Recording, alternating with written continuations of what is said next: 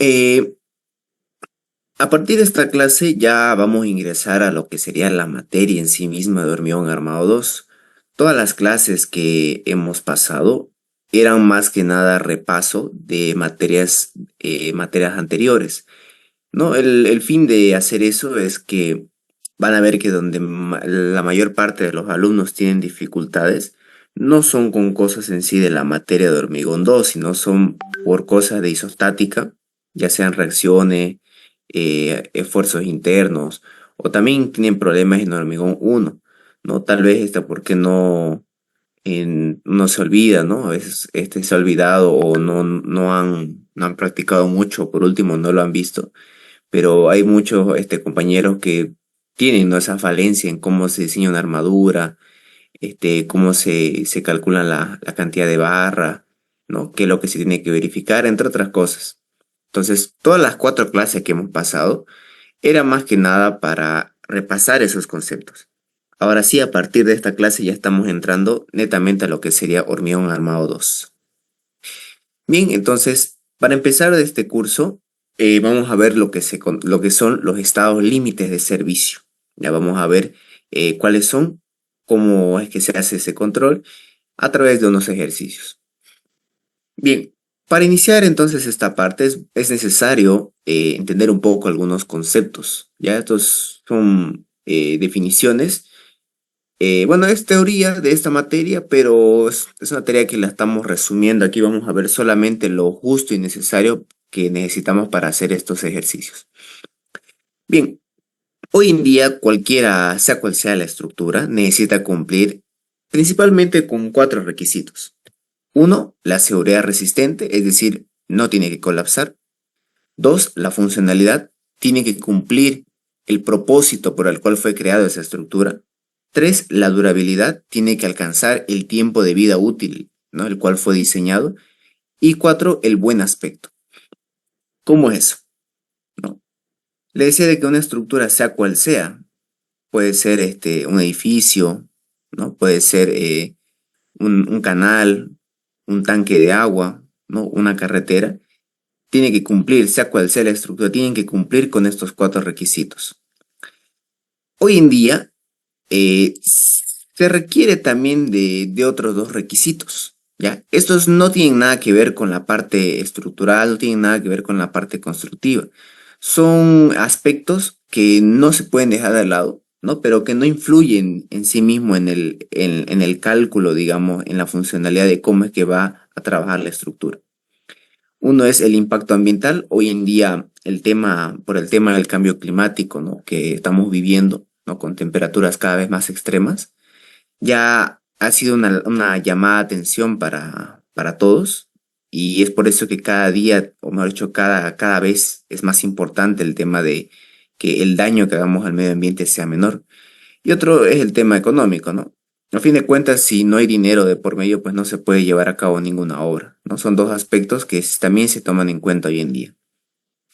Ahora, estos cuatro aspectos que tiene que tener cualquier estructura, eh, se lo hace, o mejor dicho, estos aspectos, el primero, seguridad resistente, ya lo hemos aprendido en hormigón armado 1.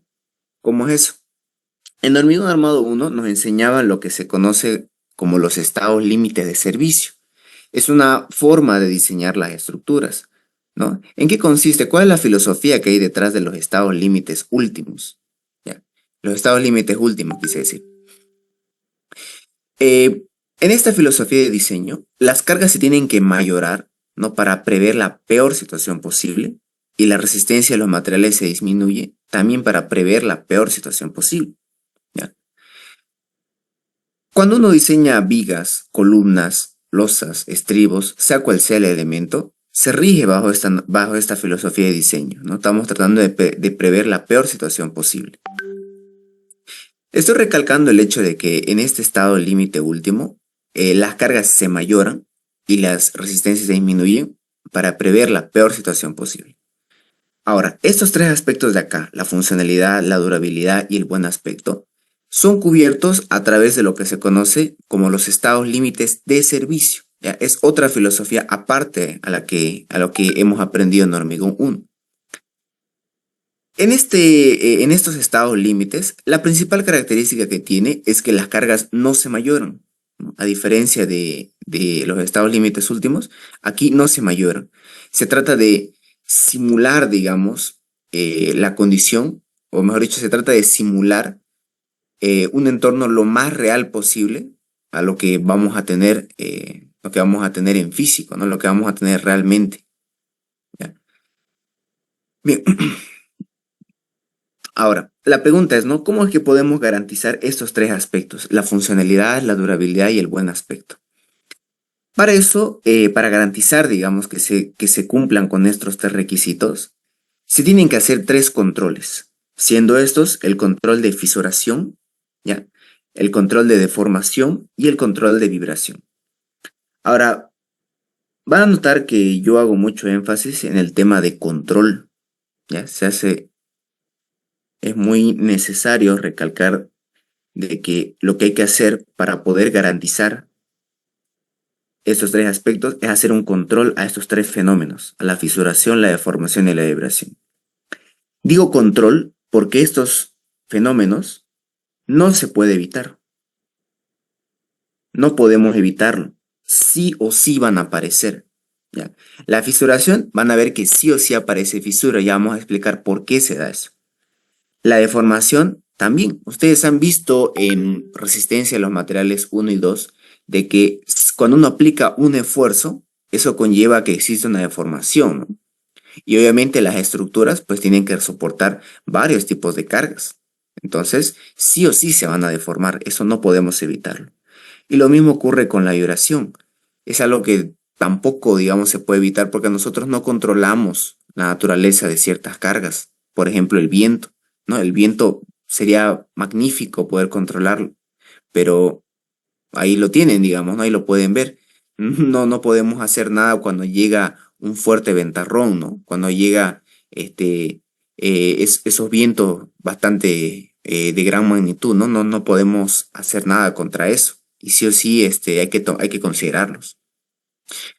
¿De acuerdo? Entonces, lo que realmente nosotros hacemos no es impedir que ocurran, sino controlarlos. Y cuando digo controlarlos, me refiero a limitarlos, es decir, que no se pasen de un valor límite. ¿Ya? Ahorita vamos a ver cuáles son esos valores límite. Muy bien, en esta clase vamos a enfocarnos solamente en lo que es la fisuración. Bien, supóngase de que tenemos una viga simplemente apoyada. Aquí voy a hacer un dibujo. Imagínense que tenemos una viga ahí simplemente apoyada. A esta viga le vamos a aplicar cargas. ¿Ya? Le vamos a aplicar cargas. Supongamos que le estamos aplicando una carga rectangular, ¿ya? Y una carga rectangular. Entonces, como esta viga le está llegando cargas, eso significa de que va a tener reacciones. Y si tiene reacciones, va a tener esfuerzos internos, ¿no? Tiene que resistir esta pieza. Uy, perdón, voy a dibujarlo. El esfuerzo de momento. Ahora bien, fíjense aquí este caso, esta viga simplemente apoyada. Sabemos que cuando tenemos este tipo de sistemas y está sometido a una carga uniformemente distribuida, el momento máximo se desarrolla en la mitad, ¿no? Y vale Q por L al cuadrado sobre 8. Ahora, les hago la siguiente pregunta. ¿Cómo es que una viga, ¿no? Un elemento resiste un esfuerzo de momento, ¿no? ¿Cómo es que la pieza soporta un esfuerzo de momento? ¿Mm? Cómo van a trabajar las fibras que tiene? Aquí, aquí voy a hacer el dibujo. ¿Cómo es que va a resistir el momento nuestra sección? Fíjense bien acá. El momento, lo que hace, o sea, lo que realmente hace un momento es traccionar y comprimir al mismo tiempo. Cuando el momento es positivo, las fibras inferiores se van a traccionar y la fibra superior se va a comprimir, ¿no? Nuevamente recalco cuando el momento sea positivo. Es decir, van a ver aquí abajo, mejor dicho, en la parte de aquí abajo de nuestra sección, se desarrollan esfuerzos de tracción. Esfuerzos de tracción. Mientras que en la zona comprimida se da, como dice su nombre, esfuerzos de compresión. Y sabemos bien que el hormigón es un material que resiste mejor a qué esfuerzo. Les pregunto, ¿a qué esfuerzo resiste mejor el hormigón? ¿A tracción o compresión?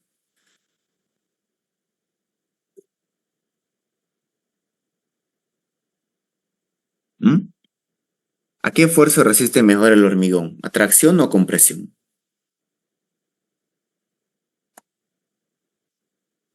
A Compresión. compresión. Correcto, ¿no? A compresión. Es un material pétreo que tiene mejor resistencia a la compresión. Ahora, el hecho de que sea un material que tenga mejor resistencia a la compresión no significa que no resista la tracción. El hormigón sí resiste esfuerzo de tracción, pero hasta cierto punto, ¿no? Aunque es muy poco lo que hace, es muy poco lo que resiste. Entonces, como el hormigón no es muy bueno resistiendo a la tracción, es por eso que en las vigas de hormigón armado, ¿no es así? En las vigas de hormigón armado, colocamos barras de acero en la zona traccionada, ¿no? Colocamos acero para que resista los esfuerzos de tracción. Ahora, el hecho de que coloquemos acero no significa que listo, ya se acabó, un diseño terminado, ¿no? Este esfuerzo de tracción, si bien lo resiste el hormigón, también le va a afectar, pero si bien lo resiste el acero, la tracción, también le va a afectar al hormigón, ¿ya?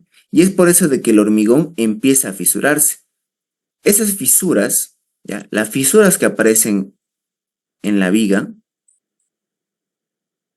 ¿ya? Todas estas fisuras, es porque el hormigón falló, ¿ya? Es porque el hormigón en su zona traccionada falló, ya empezó a partirse, porque nuevamente es un material que no tiene buena resistencia a la tracción. Entonces, como pueden ver acá, van a ver que todos los elementos, vigas, columnas, ¿no? O bueno, columnas en su mayoría, son elementos que les va a llegar esfuerzo de momento. Sí o sí les va a llegar. Y si tenemos un esfuerzo de momento, eso significa que hay una parte que se comprime y una que se tracciona. Y es justamente en la parte que se tracciona donde el hormigón van a ver que empieza a fallar, ¿no? Empieza a tener como unas microfallas que se manifiestan a través de esas pequeñas fisuras. ¿De acuerdo? La fisura sí o sí va a aparecer. No podemos evitarlo. ¿Ya? Eso que quede bien claro. La fisura no se puede evitar. Sí o sí va a aparecer. ¿Ya? Entonces, surge la siguiente duda, ¿no? Surge bueno, la siguiente interrogante. Entonces, como la fisura sí o sí va a existir, no se puede quitar, ¿qué podemos hacer? Porque la fisura es peligrosa, ¿no? La fisura es peligroso para un elemento de hormigón armado. Fíjense, a ver acá, estoy haciendo el dibujo. Vamos a tratar de que se pueda ver mejor eh, cómo es que la fisura es peligrosa. A ver, fíjense acá. Cuando tenemos fisuras, aquí, cuando se manifiestan las fisuras, el problema que trae eso es que lo está dejando expuesto al acero. ¿Ya? El acero está quedando expuesto. Y les pregunto a ustedes, ¿qué peligro creen que se da cuando el acero se queda expuesto? ¿No? Cuando fíjense, cuando el acero prácticamente queda eso, ¿no? Expuesto ante la humedad del ambiente. ¿Qué problemas creen que puede ocasionar eso? Fíjense, que la humedad del ambiente, ¿ya? Que la humedad del ambiente logre entrar por esa fisura y llegue a entrar en contacto con el acero. ¿Qué problema creen que puede ocurrir ahí?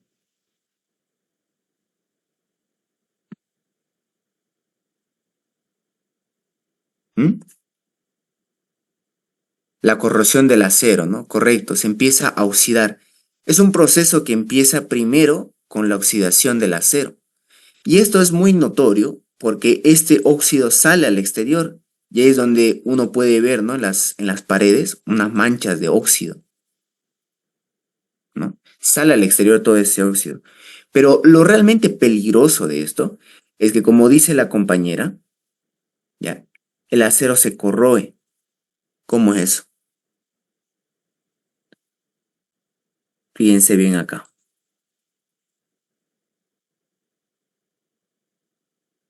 Y estoy haciendo un dibujo de cómo es que está, fíjense, cómo está esta barra de acero. En un inicio tenemos esta barra de acá, es el área de la barra de acero que estamos colocando. Cuando el óxido empieza a manifestarse, ¿no? Es una reacción química lo del óxido. Pero con el pasar del tiempo, este óxido empieza a avanzar poco a poco. Y lo peor es que mientras más avanza, se va a ir comiendo esta área de acero. Se va a ir comiendo y fíjense que nuestra área de acero se va haciendo cada vez más pequeña. Es decir, hay menos acero que resista, ¿no? Menos acero que resista los esfuerzos de tracción. Y mientras más pequeño sea esta área de acero, pues obviamente va a resistir menos los esfuerzos de tracción. Puede llegar incluso al peor de los casos en el que esta área de acero sea tan pequeña que ya pueda fallar la viga. O sea, es como si poco a poco se lo va comiendo al acero hasta no dejar nada. Y si no hay nadie, si no está el acero, no hay nadie más quien resista los esfuerzos de tracción, porque el hormigón no puede resistir eso y la viga falla. Entonces, fíjense de que el tema del óxido no es poca cosa. ¿Ya? El tema de la fisuración, mejor dicho, no es poca cosa. ¿Ya? Es bastante peligroso. Hoy en día hay ya formas de cómo poder solucionar esto, ¿no? La forma más tradicional, se puede decir así, era picarlo esto, ¿no? Picarlo y volverlo a, picarlo y volverle a hormigonar, ¿no? Esta parte donde se haya picado, ¿no? Ver, digamos, el estado del acero, volverlo a hormigonar. Es lo que tradicionalmente se hacía. Hoy en día ya existen diferentes métodos para darle una solución. Hay un método que me pareció muy interesante y se los comparto. Es si su viga está empezando a tener problemas porque tiene una fisura bastante grande y ya tu acero se ha corroído bastante, ya prácticamente ese acero ya no va a poder trabajar. Entonces, una solución es colocar en la parte de abajo una lámina de fibra de carbono. La fibra de carbono es un material que tiene muy buena resistencia a la tracción, ¿no? Entonces, fíjense, y aparte esta fibra no se oxida como el acero. Entonces, la fibra de carbono esta de acá va a ser ahora quien absorba los esfuerzos de tracción, ¿no? Y el hormigón va a seguir absorbiendo los esfuerzos de compresión. Esa es una forma que hoy en día hay, digamos, no está disponible. Y como les digo, es bastante práctica, bastante ingeniosa, ¿no? Pero obviamente no tenemos que llegar a este punto, ¿no? Para eso siempre es bueno haber hecho un buen diseño y una buena construcción. Muy bien, entonces, entendido esto, de que la fisura no se puede evitar, sí o sí va a ocurrir, ya, entonces, qué es lo que se ha hecho, digamos? ¿Cómo se ha asegurado, cómo es que las normas le han dado una solución a cómo poder afrontar, cómo poder evitar, digamos, que esto ocurra? Pues bien, para eso hay que entender este concepto de acá. Fíjense que esto que estoy anotando con la letra omega, esto se conoce como ancho de fisuración, ¿ya? El ancho de fisuración viene a ser esta abertura, digamos, ¿no? Este ancho de esta abertura que tiene la fisura, en la cual deja entrar oxígeno, ¿no? Adentro de la viga, ¿ya? Esto aquí viene a ser el ancho de fisuración. Entonces, ¿qué es lo que vamos a hacer? Vamos a calcular cuánto es ese ancho probable de fisuración y vamos a hacer de que no se pase de un límite, de un ancho límite. Ya que no se, bueno, Puede ser igual, pero en lo posible que sea menor. Entonces, fíjense acá, esta es la solución que le ha dado la norma. Calcular este ancho y verificar que este ancho de fisuración sea menor o igual a un valor límite. ¿De acuerdo? Ya que nuevamente, la fisura no se puede evitar, sí o sí va a aparecer. Entonces, lo que podemos hacer es controlarlo, ¿no? Ver que no se pase de un valor límite. Bien, ahora la pregunta es esta, ¿no? Hasta aquí todo perfecto. Bueno, hay un ancho, va a haber un ancho de fisura, ya. Y este tiene que ser menor o igual a un límite. Hasta ahí todo claro. La pregunta es cómo se va a calcular este y cómo se va a calcular este, ¿no? Que a fin de cuentas estamos estudiando ingeniería, o sea, una carrera básicamente de puro número, ¿no? Lo que queremos es número acá, no solamente concepto. Muy bien, este ancho de acá, el ancho probable de fisuración que vaya a tener nuestra viga, dependiendo de a qué norma ustedes se basen, que tomen como referencia, van a ver que hay diferentes fórmulas. Por ejemplo, la norma europea tiene su propia fórmula, la fórmula de Ferri-Borges, ¿ya? Nosotros, como estamos utilizando la norma NB, ¿ya? La NB, actualmente la que tenemos, la NB 1225, bueno, en sus tres versiones, ¿no? 001, 002, 003.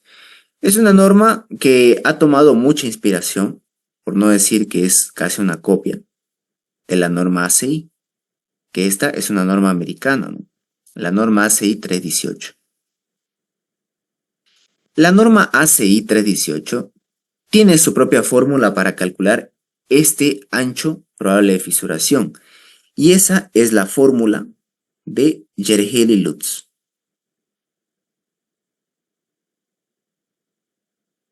Gerheli-Lutz.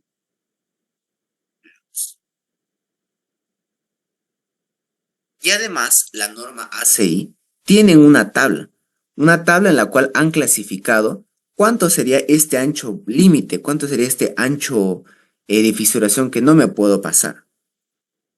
Y lo que hizo la ACI fue clasificarlo. ¿Ya? Lo clasificó en una tabla que dice, dependiendo de qué tan agresivo sea el ambiente donde yo construya mi viga, va a ser este límite va a ser más o menos flexible. Por ejemplo, si fuera un ambiente muy húmedo, ¿ya? Ahí entonces la fisura tiene que ser pequeña, ¿no? Tenemos que colocar un valor límite pequeño, ya que en un ambiente húmedo es más propenso a que la humedad entre, ¿no? Y daña el acero. Pero si estamos hablando de un clima seco, con poca humedad, bueno, ahí ya la norma me permite, es un poquito más flexible y me da un ancho más grande. ¿De acuerdo? Entonces depende del ambiente. Una tabla que está en función del ambiente, ¿no? El ambiente donde se vaya a construir la viga. Bien, ahora veamos cuál es esa fórmula de Gerheli-Lutz, de qué depende, ¿no? Y cómo se puede calcular. Y luego vamos a ver cómo sería esta tabla. Vamos a ver cómo se puede obtener los valores de la tabla. Bien, empecemos entonces por la fórmula de Gerheli-Lutz, el ancho probable de fisuración. Verán, cada vez que muestro una fórmula, me gusta hacer como un ejemplo lo siguiente. Cuando ustedes vean una fórmula, véanlo más que como una fórmula en sí, véanlo como una receta. Una receta en donde nos está diciendo qué ingredientes se necesitan, ¿no? Qué ingredientes necesitamos para poder obtener, digamos, para poder crear, en este caso, esta fórmula, este valor, ¿no? Este valor de ancho probable de fisuración. Bien, ahora aquí fíjense que tenemos cinco términos, bueno, cuatro, perdón. Factor beta, tenemos Fs, D sub C y A sub K. Vamos a explicarlos, fíjense aquí les voy a explicar qué significa cada uno de estos valores, pero para que se pueda entender mejor qué significa cada uno de estos valores, es necesario, ya, es necesario explicar, aquí es necesario explicar un concepto. Bueno, más que un concepto es eh, una teoría que tiene el hormigón armado. Verán, el hormigón armado, así como una persona, digamos, ¿no? Como dando de ejemplo, su vida útil se divide en etapas, ¿ya? Es decir, el hormigón tiene estados, ¿ya? Tiene estados. Estados del hormigón armado. Tiene estados antes de llegar a la falla, antes de fallar. Y esos son los siguientes. Primer estado. Para poder entender mejor, ya para que se pueda entender mejor esto de los estados, vamos a hacer un ejemplo rápido. Supónganse de que tenemos una viga de hormigón armado, simplemente apoyada. Y aquí una viga simplemente apoyada. Vamos a continuar con el ejemplo anterior. Esta viga simplemente apoyada, le vamos a colocar dos fuerzas puntuales. A esas dos fuerzas puntuales la vamos a llamar P. Ya, a las dos, P. Bien, tenemos entonces lo que sería nuestro esquema de la viga. Aquí tenemos nuestro esquema de la viga. Y aquí abajo voy a dibujar cómo sería su esfuerzo interno de momento. Bien, fíjense acá cómo se va a manifestar el esfuerzo interno de momento. Ahí. Va a tener el siguiente diagrama. Va a venir esto aquí, baja, constante y vuelve a subir. Enfoquémonos en esta parte, en este tramo donde el momento es máximo, ¿no? Donde tenemos el momento máximo. A este momento lo vamos a llamar momento M. ¿Ya? Momento M. Muy bien, ahora, ese momento, fíjense que debido a que las cargas van hacia abajo, vamos a tener aquí un momento positivo, ¿no? Un momento positivo. Vamos a analizar la sección de hormigón armado que está aquí a la mitad de la viga, simplemente apoyada. Bien, entonces aquí hago el dibujo, fíjense, aquí estoy dibujando cómo sería nuestra viga. Estamos teniendo una viga rectangular de base B y altura H. Aquí base B y altura H. Ahora, esto es una viga de hormigón armado. Como el momento es positivo, lógicamente la armadura va a venir en la parte de abajo. Va a venir aquí en la parte de abajo. Muy bien, entonces aquí abajo se va a traccionar, por eso va la armadura, y arriba se va a comprimir, ¿no? Por eso es que ahí va el hormigón, ¿no? Quien resiste ese esfuerzo de compresión. Ahora, fíjense aquí, mucha atención a esto. En el primer estado se lo conoce como el estado no fisurado. El primer estado, aquí lo voy a escribir, se conoce como estado no fisurado. Estado no fisurado del hormigón. Ahí.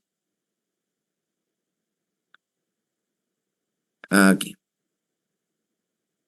Este es el primer estado, el no fisurado.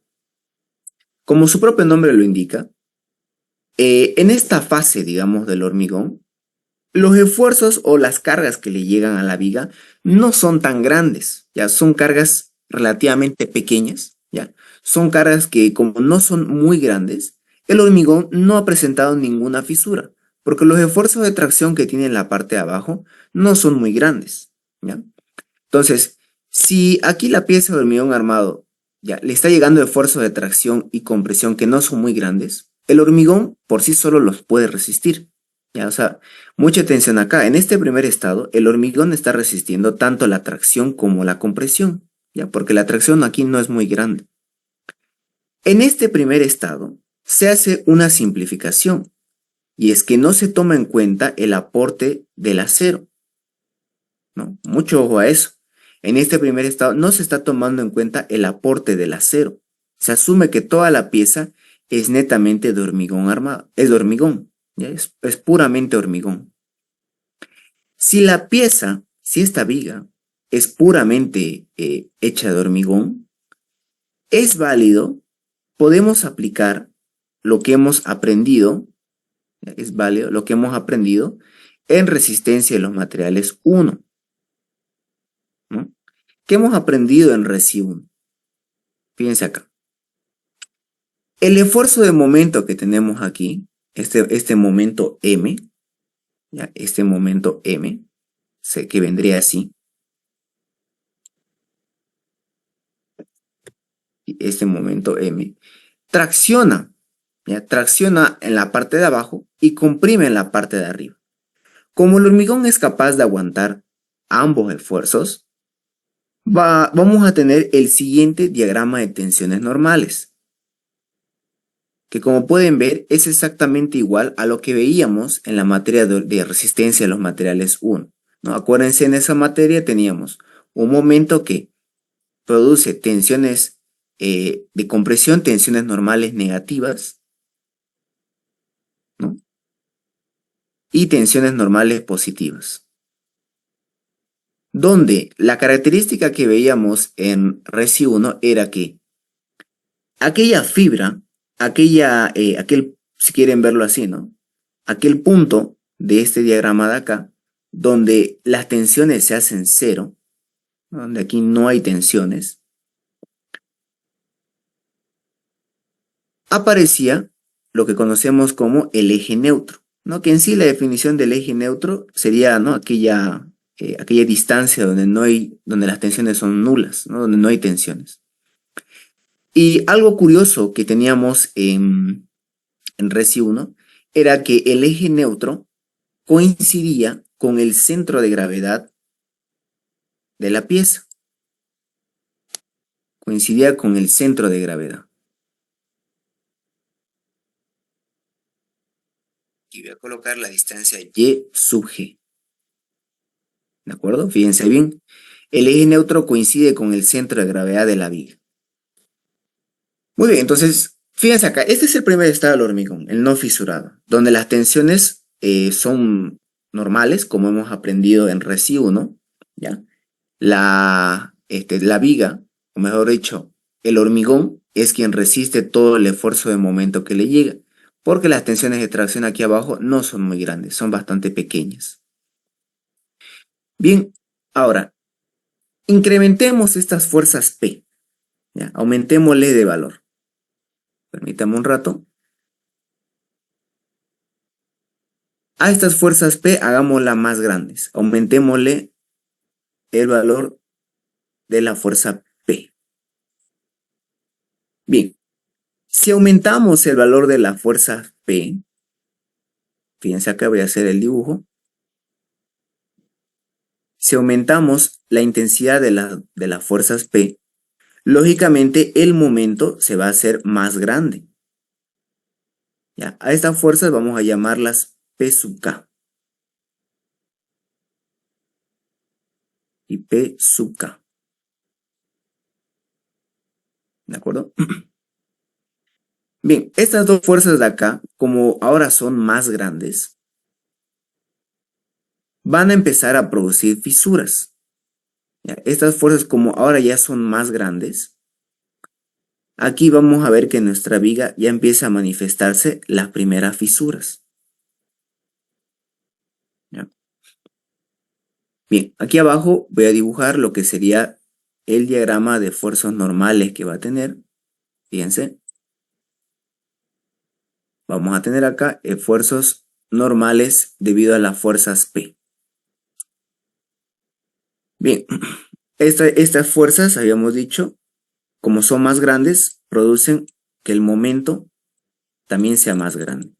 A este momento aquí lo vamos a llamar M sub K, el MK. Bien, y cabe recalcar, ¿no? De que este momento es más grande que este primer momento M que teníamos acá. Porque habíamos dicho de que la fuerza P sub K que hemos colocado es mayor que la fuerza P que teníamos en un inicio. Bien, hasta aquí es lo que correspondería a los esfuerzos internos, ¿no? Ahora veamos cómo es que va a estar la sección. ¿Cómo vamos a tener nuestra sección de hormigón armado? Aquí, permítame, voy a dibujar. ¿Cómo va a estar nuestra sección de hormigón armado?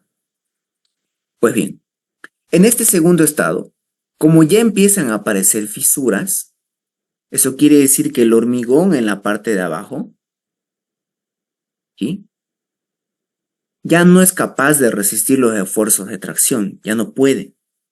No es un esfuerzo que sea más cómodo trabajar para él. Entonces, aquí donde aparece el acero. Es el acero quien va a resistir ahora los esfuerzos de tracción. Y en la parte de arriba, pues lógicamente lo va a aguantar, ¿no? Esta parte de aquí arriba lo va a aguantar el hormigón. Ahora bien, eso sería por parte, ¿no? Eso sería aquí por parte de, bueno, el acero y el hormigón, ¿no? Van a ser los que resistan el momento M sub K. Voy a llamarle aquí al momento M sub K. Ahora veamos cómo se está comportando el diagrama de tensiones normales. Fíjense acá. Aquí en el diagrama de tensiones normales vamos a tener lo siguiente. Vamos a tener lo siguiente. Fíjense. Cuando ocurren estas fisuras, es como si el área de la sección de hormigón empieza a reducirse, porque la parte que se ha fisurado ya no trabaja nada. Esta parte de hormigón que se ha fisurado, esta área, no trabaja absolutamente en nada. Solamente la parte que aún no ha tenido fisuras sigue trabajando. Es por eso de que el eje neutro, no, fíjense, en el estado 1 el eje neutro coincidía con el centro de gravedad, ¿no? Pero ahora, cuando ya hay fisuras, es como si este eje neutro, ¿ya?, se empiece a mover. O bueno, no es como si, sino que es que el eje neutro se empieza a desplazar, se empieza a mover. ¿Ya? Ya no es igual este eje neutro que teníamos en un inicio, ya no es igual al eje neutro que tenemos ahora. Este eje neutro lo vamos a conocer como ENS. Y esto lo vamos a llamar eje neutro en estado de servicio. El ENS. No confundir con el anterior, son ejes neutros diferentes. Ahora, ¿cuál es la característica que tiene el eje neutro? Fíjense de que esta línea es como una línea imaginaria que nos divide la parte que se comprime con la zona que se tracciona, ¿ya? En la parte de arriba vamos a ver que se va a comprimir, ¿no? Es por eso que, fíjense acá, como esta parte se va a comprimir, ahí, el diagrama de tensiones sigue variando de manera lineal, como teníamos aquí a un inicio, solo que ahora, obviamente, si el momento es más grande, la tensión va a ser también más grande. La tensión en el hormigón, sigma sub c, va a ser más grande. Y aquí en la parte traccionada, el hormigón ya no es capaz de resistir los esfuerzos de tracción porque estos se han incrementado mucho. Entonces, aquí donde el acero entra en acción. Y es el acero quien va a absorber los esfuerzos de la zona traccionada. Ya, lo va a absorber de esta forma. Fíjense bien acá. Aquí vamos a tener una fuerza que va a ser igual al área de acero por la tensión, y mucho ojo acá, la tensión del acero en estado de servicio, es decir, en el estado 2. La tensión del acero en estado de servicio, F sub S. Todo esto que hemos hablado resume el segundo estado del hormigón, y este se lo conoce como el estado fisurado. Estado fisurado del hormigón. Este es el segundo estado. Y bueno, el tercer estado, este lo voy a hacer más rápido, es el que veíamos en hormigón 1. Todo hormigón 1 nos basamos en diseñar y analizar los elementos de hormigón armado en el tercer estado, ¿no? Solamente para hacer, digamos, un breve repaso, le voy a explicar a grandes rasgos cómo era el tercer estado. Bien, en el tercer estado ocurre lo siguiente, fíjense, estas fuerzas de acá la vamos a seguir aumentando, ¿ya? La vamos a seguir haciendo cada vez más grandes. Lo vamos a hacer cada vez más grandes hasta hacerlo fallar a la viga. La carga que hace fallar a la viga se lo conoce como carga última. En este caso, estas dos fuerzas P vamos a llamarlas P última, porque son las fuerzas lo suficientemente grandes como para hacer fallar nuestra viga. Aquí abajo, fíjense cómo va a estar la cosa. Las fisuras obviamente se van a hacer cada vez más grandes porque los esfuerzos, mejor dicho, porque las cargas lo son. Entonces aquí la fisura estamos hablando de que ya no estamos hablando de fisuras, sino que estamos hablando ya de grietas, porque ya se está pelando toda esta parte de abajo. ¿Ya? Aquí abajo, el esfuerzo de momento va a ser también mucho más grande. Como estamos colocando una fuerza que es capaz de hacer fallar a la viga, ya un esfuerzo último, el momento que vamos a tener aquí en esta parte sería el momento último, MU.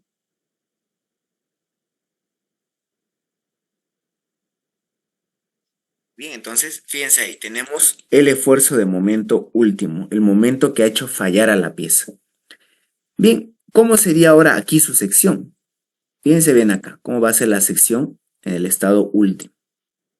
Vamos a tener acá nuestra pieza de hormigón armado. Vamos a tener acá nuestras armaduras, ahí a su vez. Las fisuras, como el esfuerzo se ha ido incrementando, las fisuras también se han hecho cada vez más grandes. Incluso ya está prácticamente un pedazo de la viga ya se ha volado ya. Ya está por caer esto. Son fisuras muy grandes. Estamos hablando de que ya son casi grietas de esta parte.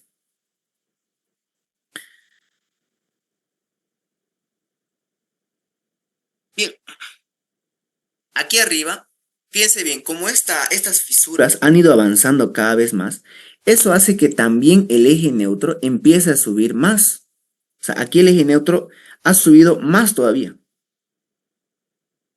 Y aquí el eje neutro ha subido todavía más. ¿Y qué es lo que nos hacía el eje neutro? Habíamos dicho. El eje neutro nos divide la zona traccionada de la zona comprimida, ¿no? Entonces, fíjense, aquí abajo es la parte que se está traccionando, por eso está el acero ahí, y arriba es la zona comprimida. Bien, eso sería por parte de la sección, cómo va a ir quedando. Ahora veamos cómo va a ser sus esfuerzos, ¿no? Sus esfuerzos normales. Y mucha atención acá, fíjense. En la parte comprimida, el hormigón empieza a variar.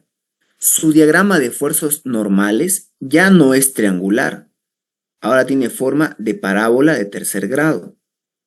¿Ya? Este es ahora su esfuerzo, aquí su esfuerzo interno, una parábola de tercer grado, donde el pico máximo, aquí, el pico máximo sería el FC', la resistencia característica del hormigón, el FC'. Aquí abajo esto se mantiene de que va a ser una fuerza, aquí una puntual, fuerza puntual igual a el área de acero multiplicado, ahora esto va a ser la tensión de fluencia. Ya en el estado 3, ahora aquí es la tensión de fluencia. Bien, ¿qué más? Las distancias, aquí fíjense, aquí me está olvidando algo.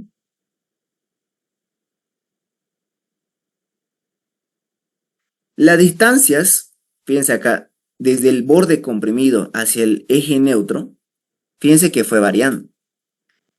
En el primer estado, la distancia que hay desde el borde comprimido hacia el eje neutro era la distancia al centro de gravedad, y sub g. Aquí, como el eje neutro ha ido subiendo, es decir, se ha ido desplazando, esta distancia obviamente ya no va a ser la misma que aquí, ¿no? Va a ser otra distancia. ¿Exactamente cuánto? Fíjense acá. Esta distancia va a ser la distancia X. Esta distancia se lo conoce también como profundidad del eje neutro en estado de servicio. Y aquí en el estado último, ¿ya? El eje neutro se ha ido desplazando más arriba, ¿no? Al punto de eh, se ha ido desplazando cada vez más arriba, y este eje neutro se lo conoce como el eje neutro último. Y esta distancia ya no es igual que X, es ahora una distancia más pequeña todavía, ¿no? Esa sería la distancia que conocemos nosotros de hormigón 1 como la distancia C, ¿no? La profundidad del eje neutro. Bien, entonces fíjense, esos son los tres estados del hormigón. Y este último se lo conoce como el estado último. Estado último del hormigón. O sea, estamos hablando de que es segundos antes de que falle la viga. Interesante, ¿no? Esas son sus fases que tiene el hormigón. En este curso, ¿ya?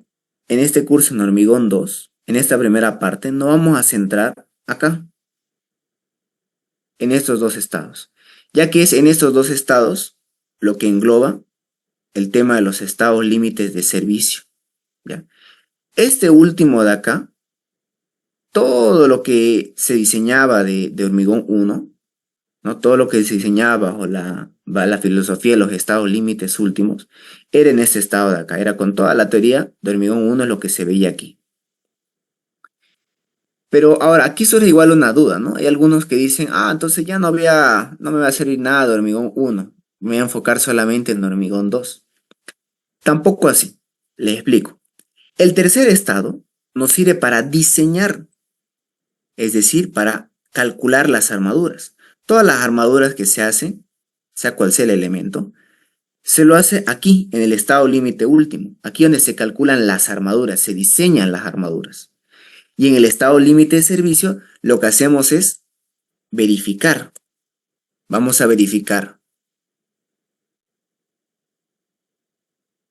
Vamos a verificar que el diseño hecho en hormigón 1 cumpla con los valores límites. En otras palabras, aquí en este estado lo que se hace, aparte de verificar, o bueno, verificar lo mismo que decir controlar. ¿Ya? Entonces, fíjense, ahí estamos haciendo igual eh, otro, mm, otro resumen de cómo es que se diseña, ¿no? Y cómo es que se hace el control. Fíjense, primero se hace el diseño y después se controla, ¿no? ¿Qué tipo de control? Habíamos dicho que hay tres fenómenos, ¿no? Fisuración, deformación y vibración. Bien, entonces, habiendo aprendido esto de acá, haciendo un repaso, porque eso de aquí, bueno, en teoría se lo tiene que ver en hormigón 1. Bueno, al menos yo lo he logrado ver, digamos, en hormigón 1. Pero de todas formas, aquí le estoy haciendo un resumen, ¿ya? De los tres estados del hormigón. Ahora bien, en esta unidad, en los estados límite de servicio, nos vamos a encontrar en estos dos, habíamos dicho. ¿Ya? Entonces, enfoquémonos aquí en lo siguiente. Enfoquémonos en estos diagramas. El tercero, no digamos, es solamente nos vamos a enfocar aquí y acá. Bien, voy a ir borrando un rato esta parte. Ahí.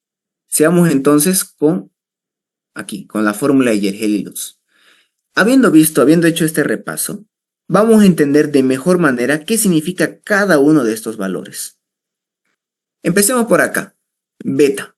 Beta dice que es la relación de distancia del eje neutro a la cara más traccionada con la distancia del eje neutro al centro de gravedad de las barras de acero. Y fíjense que la fórmula de beta está en función de qué cosa. H, la altura total de la viga. X, ya habíamos dicho que es X, ¿no? Fíjense bien. Fíjense este dibujo. A ver, permítanme. Fíjense acá este dibujo. ¿Qué es X? Es la distancia, ¿no? La distancia que hay desde el borde comprimido hacia el eje neutro en estado de servicio, ¿no? Aquí en el segundo estado del hormigón, en el estado fisurado. Esto es X, ¿no? Aquí la estamos viendo mejor a través de un gráfico. Bien, entonces, X vendría a ser esa distancia, ¿no? La profundidad del eje neutro en estado de servicio. Ahora bien, este beta no es más que una relación de distancias. ¿Pero de qué distancias? Fíjense acá.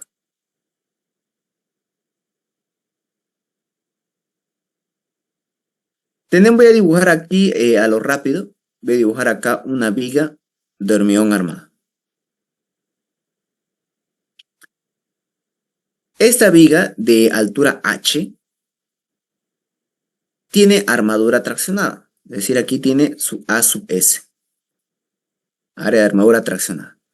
Esta área de armadura traccionada tiene una distancia, fíjense, una distancia desde el borde traccionado hacia, ya del borde traccionado, hacia el centro de gravedad de las armaduras traccionadas. Y esto yo les hice calcular, ¿no? Les di la primera tarea, era para aprender a calcular el ds, ¿no? Esta distancia, desde el borde traccionado hacia el centro de gravedad de la armadura traccionada. Ahora, la distancia que hay hacia el otro borde, que está aquí, esta la conocemos como altura útil D, ¿no? Esto lo hemos visto en hormigón 1. Ahora, hace un rato les mostré cómo eran los tres estados del hormigón, ¿no? Vamos al segundo estado. En el segundo estado habíamos dicho de que existe un eje neutro. Un eje neutro en estado de servicio. Aquí. La distancia que hay desde el borde comprimido hacia ese eje neutro en estado de servicio, habíamos dicho que es esta distancia X. ¿Así? El eje neutro de servicio es que me divide la parte que se está comprimiendo de la zona que se está traccionando. Entonces, como vemos acá, permítame un rato, como vemos ahí, beta no es más que una relación de distancias. ¿Ya? H menos X menos D real menos X. Ahorita les voy a explicar a través de este gráfico cómo es eso. Bien, H menos X sería esta distancia. H menos X. Y D menos X sería esta distancia de acá. Entonces, el factor beta es solamente dividir estas dos. H menos X dividido entre la altura útil menos X. Es una relación de distancias nada más. ¿De acuerdo? Eso es beta, una relación de dos distancias, nada más. Siguiente término. Fíjense acá. Siguiente término. F sub S, tensión de tracción del acero en estado de servicio. Bien, permítanme acá. Aquí.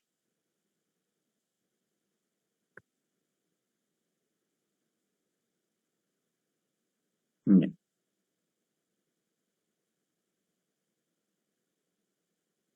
Anteriormente, aquí cuando hablamos de los tres estados del hormigón, fíjense bien, habíamos dicho de que en el segundo estado, fíjense bien acá, en el segundo estado, quien va a resistir el esfuerzo de compresión va a ser el hormigón.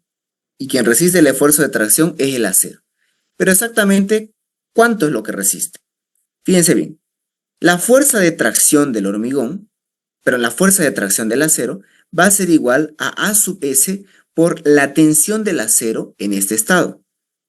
Recalco que es la tensión de este estado, porque más adelante fíjense que cambia de valor. Cuando estamos en el estado último, este F sub S cambia a ser a la tensión de fluencia del acero. ¿Ya? Son diferentes tensiones. ¿Ya? Entonces, aquí en este segundo estado, este F sub S se tiene que calcular. Afortunadamente la ACI ya tiene una fórmula para eso. Fíjense acá. Esa tensión se puede calcular directamente con N por MA por F por Y, la distancia Y dividido la inercia de la sección fisurada. Bien, vamos a explicar por partes, ¿no? Fíjense, ya son varios términos. N, MA, Y y la inercia de la sección fisurada. Bien, empecemos por lo más fácil.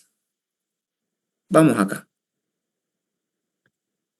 Aquí el dibujo. El M sub A, ya, el M sub A que dice ahí la norma, vendría a ser este momento de aquí. Ya, este momento que, bueno, este momento que si ustedes revisan algunos libros le llaman M sub K. Ya, pero el MA vendría a ser este momento acá, el momento en el estado 2, en el estado fisurado, ya, en el estado de servicio.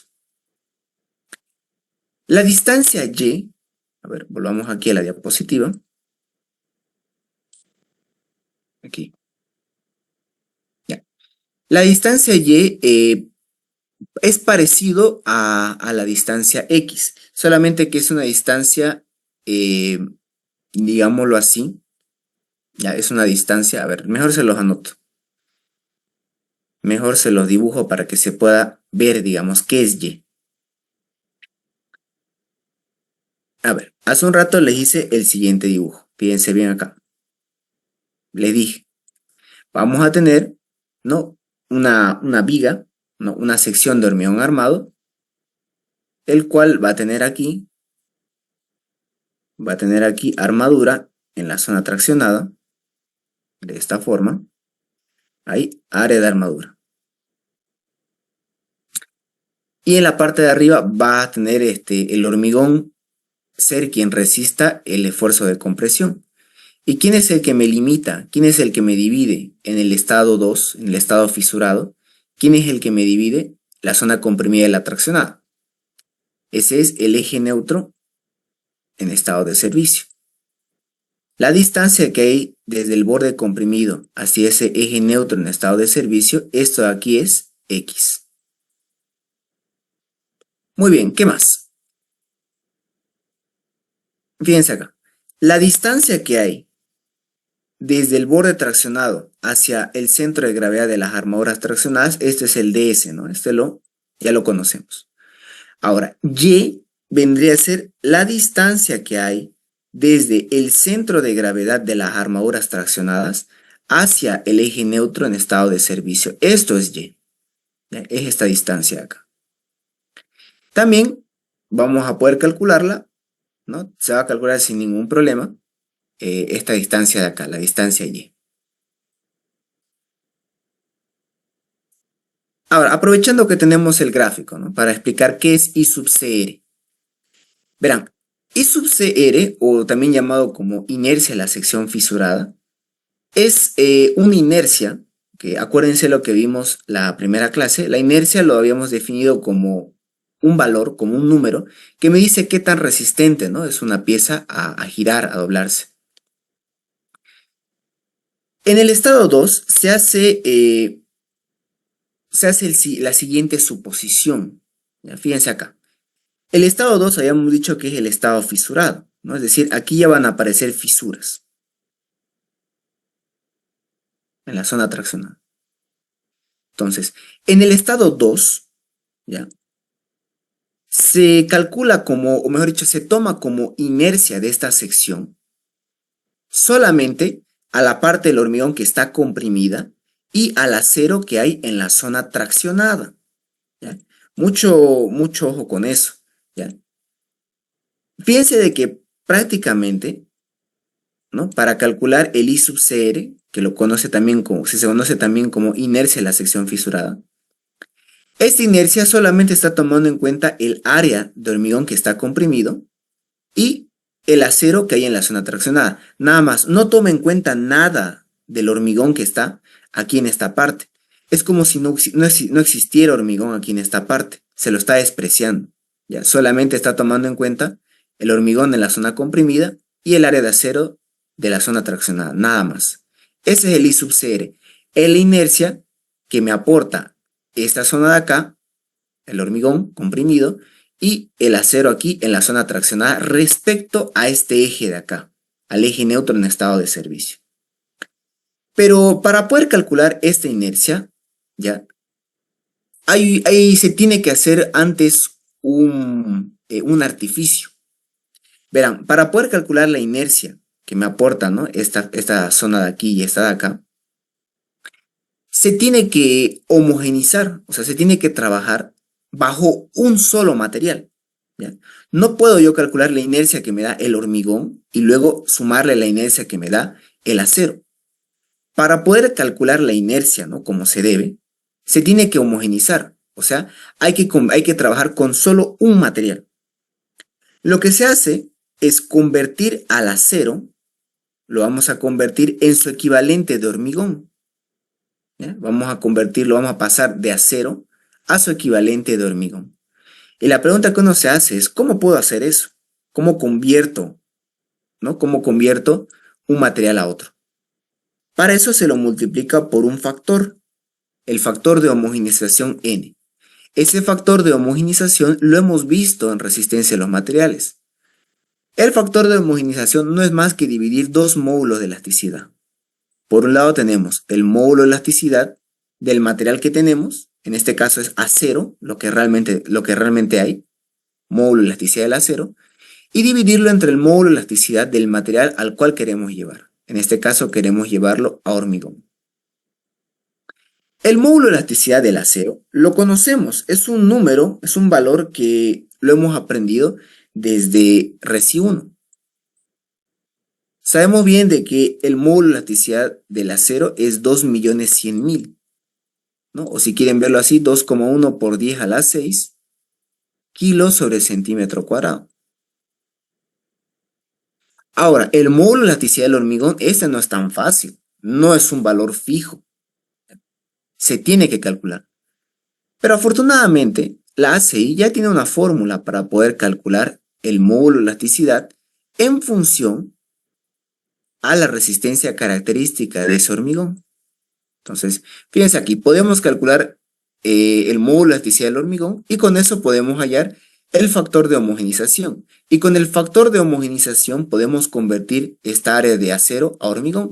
Y ahora sí, lo que tendríamos que hacer es calcular la inercia que me da este rectángulo más la inercia que me da aquí esta figura de la zona traccionada.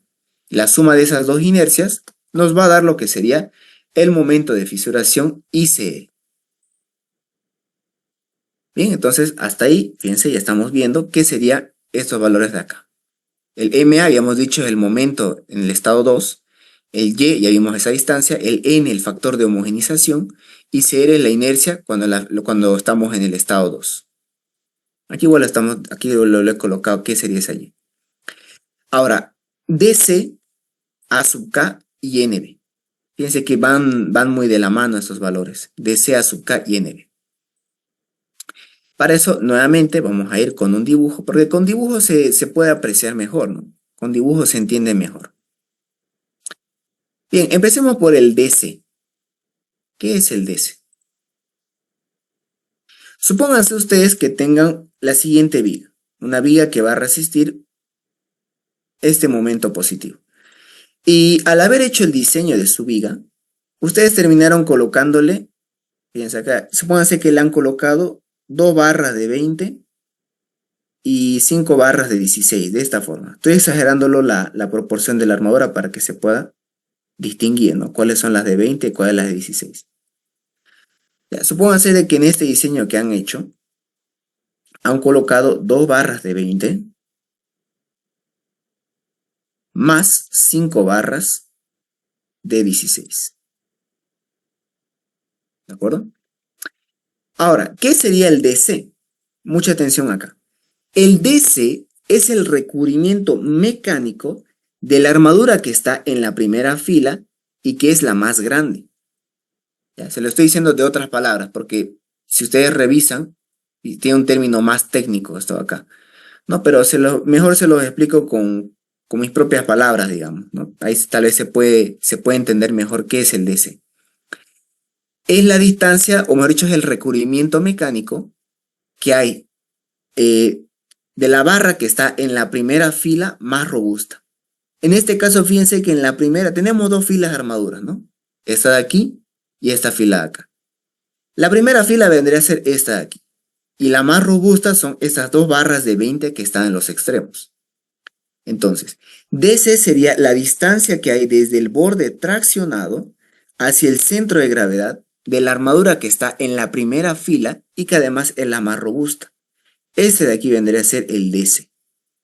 ¿Ya? Se lo estoy diciendo de otras palabras, así más sencillas, digamos, para poder entenderse.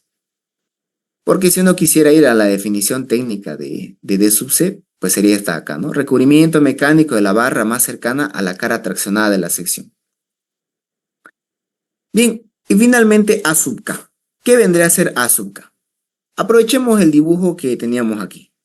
Aprovechemos este mismo dibujo.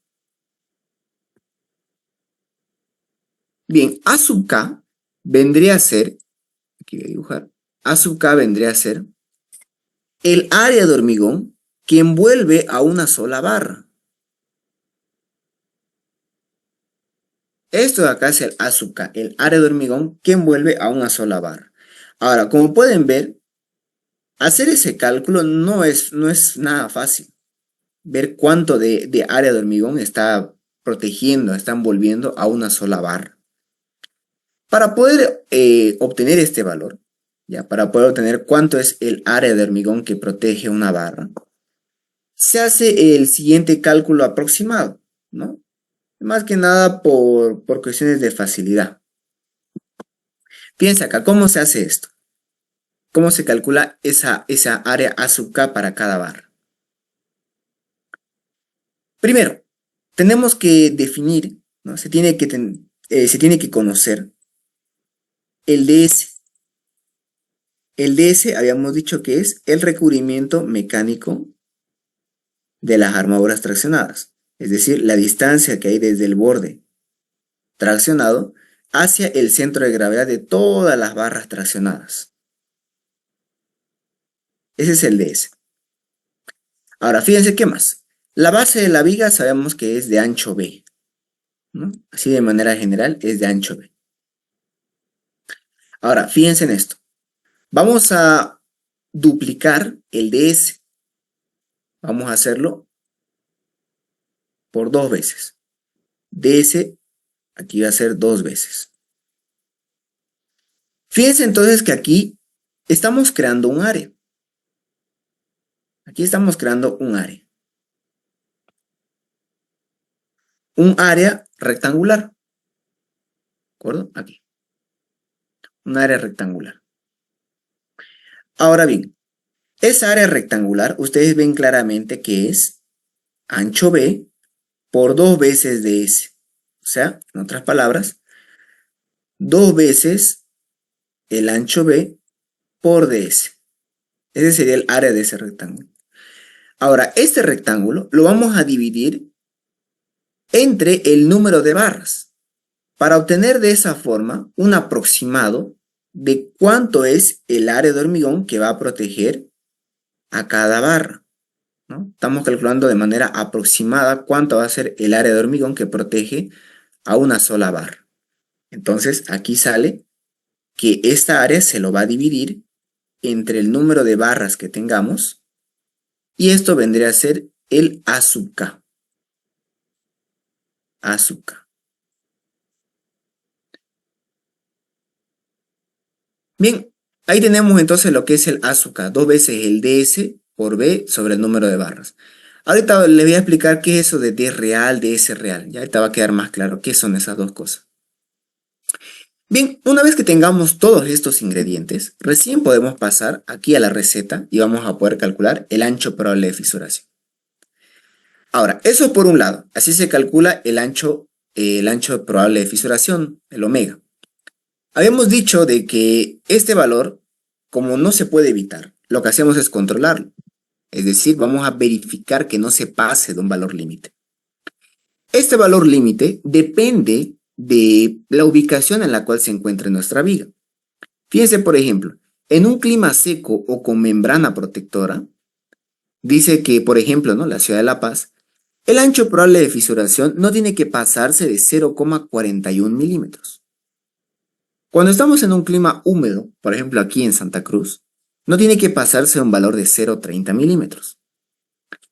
En ciudades donde el clima es totalmente frío, digamos, la mayor parte del año, hablando de climas o de ciudades, ¿no? Con temperaturas muy bajas, donde prácticamente está nevando y se generan heladas, ¿no? Ahí fíjense que el ancho probable de fisuración, el permitido, es más drástico, digamos, ¿no? Es más bajo. ¿Por qué, digamos? ¿Por qué le va reduciendo, digamos, ¿no? Uno diría, un clima nevado. ¿Será acaso que es más agresivo que un clima húmedo como Santa Cruz? Bien, la explicación que hay para esto es lo siguiente.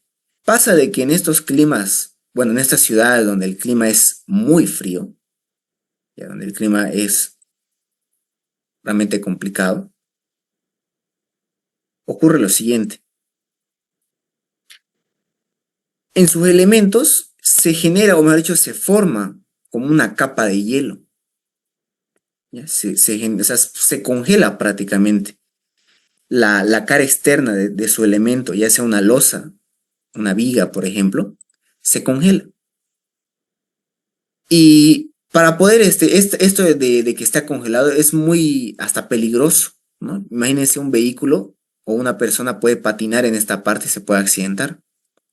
Entonces lo que se hace es colocar unos químicos, unos anticongelantes. Se coloca unos químicos para que se pueda, ¿no? Para que se pueda rápidamente derretir esto. El problema es que estos químicos son extremadamente dañinos para el acero.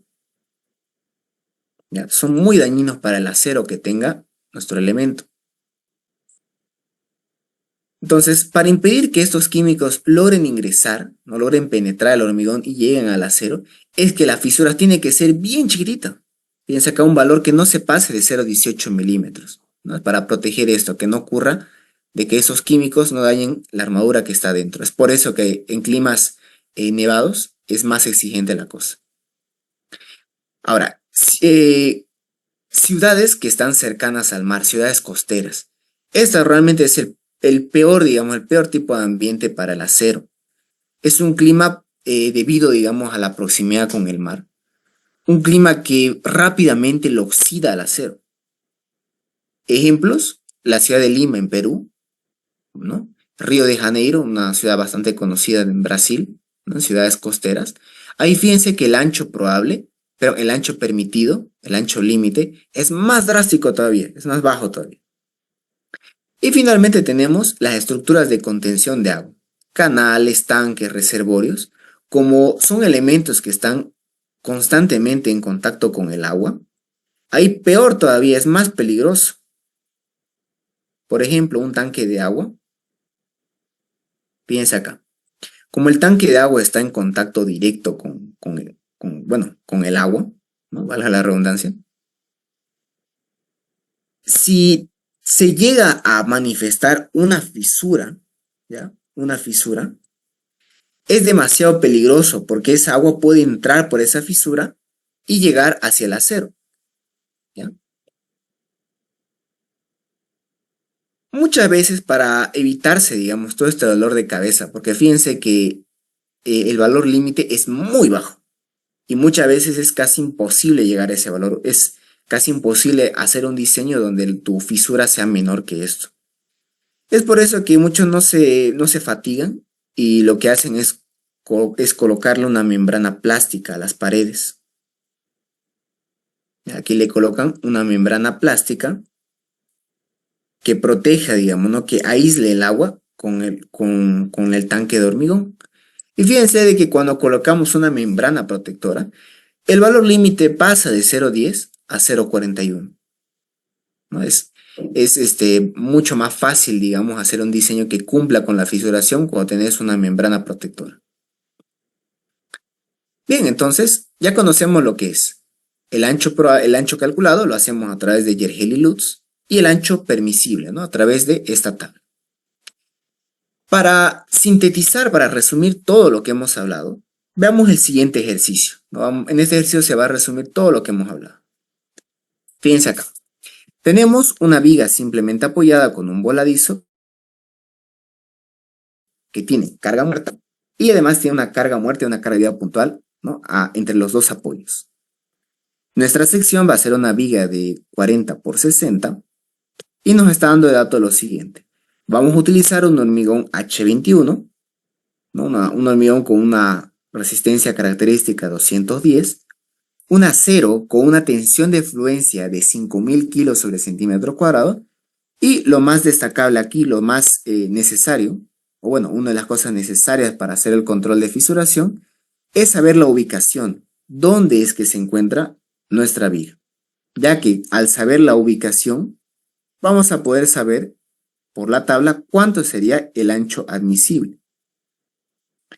Fíjense entonces que como estamos en Santa Cruz, de entrada nos está dando indirectamente un dato, que el ancho admisible va a ser de 0,30.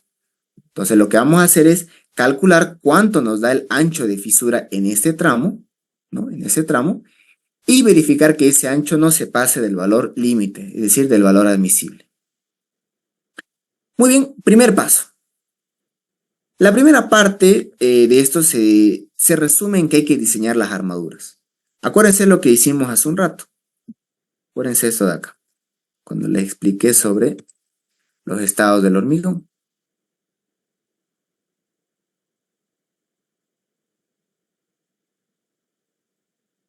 Ahí, cuando les expliqué sobre los estados del hormigón, aquí en esta parte, fíjense. Básicamente, lo que se hace es diseñar las armaduras acá. Aquí vamos a calcular el área de armadura que hay que colocar. Una vez que hayamos diseñado, recién nos pasamos a esta parte de aquí arriba a través del estado límite de servicio, ¿no? Para verificar cualquiera de los tres controles, en este caso fisuración. Entonces, como la primera parte se basa en diseñar, es necesario aplicar lo que hemos visto en hormigón 1. En esta parte de aquí no me voy a detener mucho a explicarlo, ya que esto, bueno, concierne más ya a hormigón 1, ¿no? Y ya hemos repasado en las clases anteriores cómo se hace el diseño de vigas, ¿no?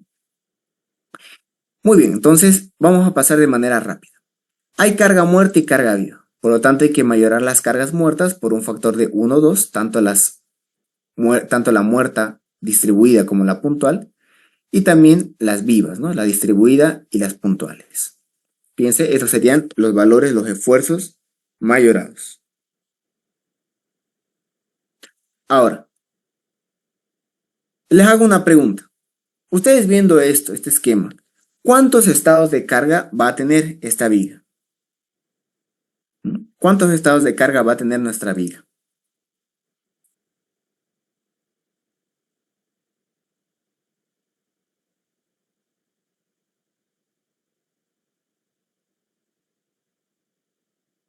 ¿Mm?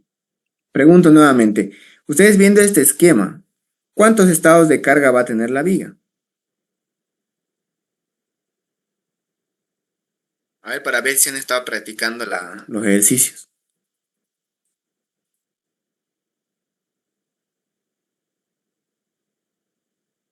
¿Mm? ¿Nadie? Bien, ahí me están demostrando de que no están practicando, ¿no? Parece que hay varios que capaz ni están en sala.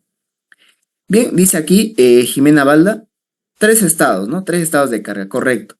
Hay 3 estados aquí, pero solo 2 son necesarios, ¿no? Correcto. Ahora, aquí es necesario siempre hacer este pequeño análisis. Su compañera dijo lo correcto, hay 3 estados de carga. Aquí voy a dibujarlo de manera rápida. Un estado, aquí, un estado es el siguiente, fíjense.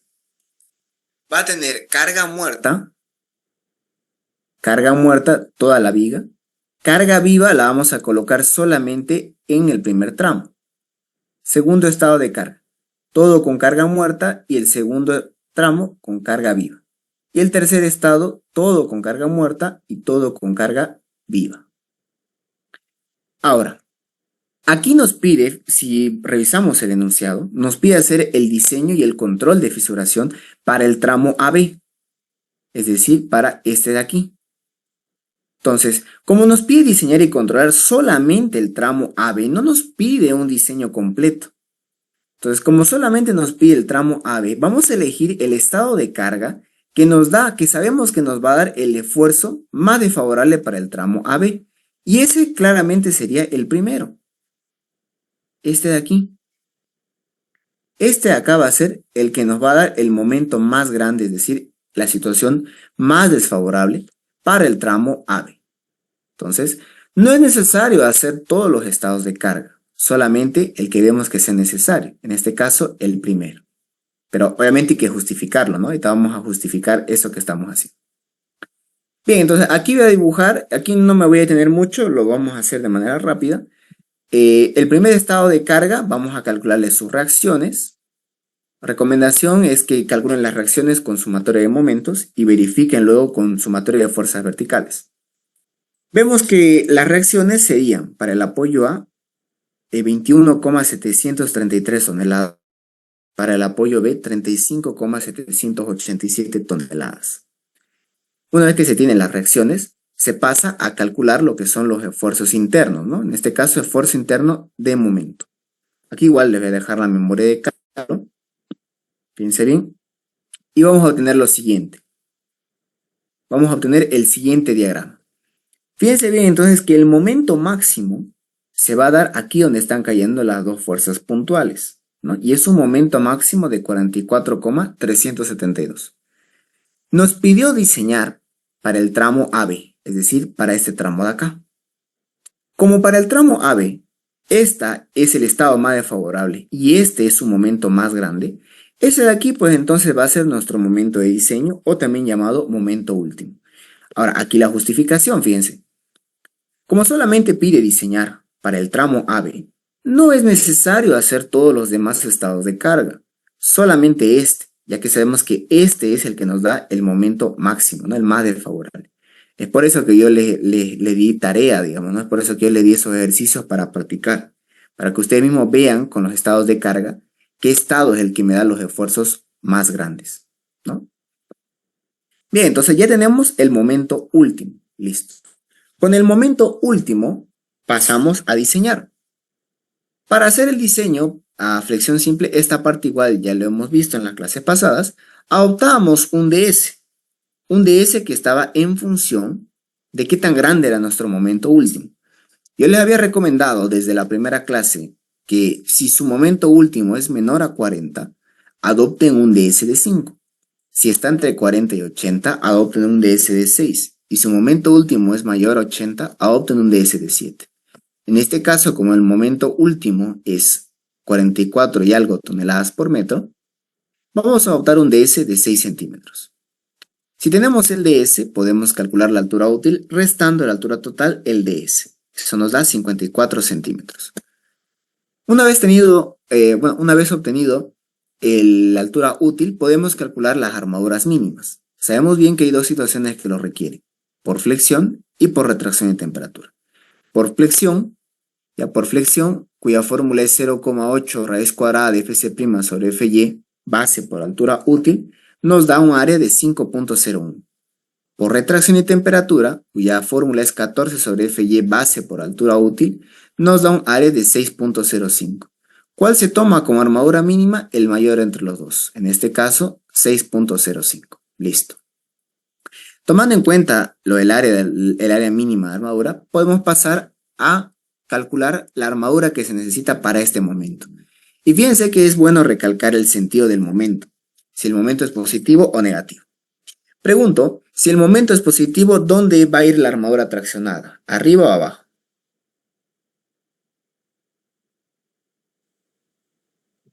Abajo. Abajo. Abajo, ¿no? Correcto, va a ir abajo. Muy bien, entonces calculamos.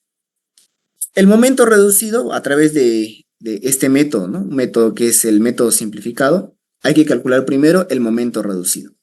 Fíjense acá. El momento último lo estamos llevando a kilo por centímetro, lo tenemos ahí. El factor phi para flexión, o sea, para momento es 0,9.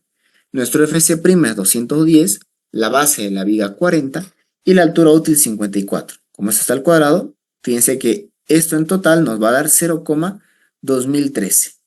Ahora, fíjense en esta parte de acá. Hay que tener mucho cuidado en qué unidades se reemplacen en esta fórmula.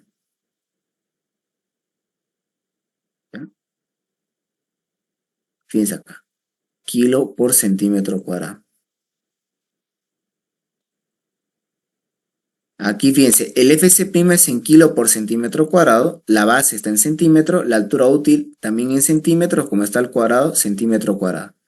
Entonces aquí va a venir kilo con kilo, centímetro cuadrado con centímetro cuadrado y centímetro y centímetro. Se cancela todo, tiene que anularse, porque el momento reducido es una unidad, es un valor adimensional. Ahora bien, esto lo estoy recalcando por el hecho de que al revisar el práctico, el segundo práctico, vi que algunos compañeros olvidaron cambiarlo a kilo por centímetro, lo dejaron en tonelada por metro. Y les dio aquí un valor muy pequeño. Y terminaron colocándole armadura mínima, ¿ya? Mucho, pero muchísimo cuidado con esto, ya con el tema de las unidades.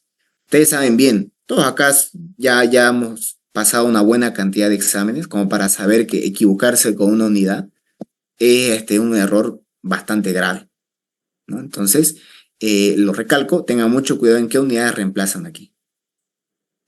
Bien, ese momento reducido es menor que el límite. Por lo tanto, estamos en un caso 1, donde solamente se va a diseñar armadura traccionada. Bien, calculamos la cuantía a través de esta fórmula, nos da 0,2333 y con esa cuantía mecánica calculamos el área de armadura necesaria. Vemos que el área de armadura necesaria, reemplazando aquí, nos dio 21,16 centímetros cuadrados, claramente mayor que la mínima. Si el área de armadura calculada es mayor que la mínima, se mantiene el área calculada.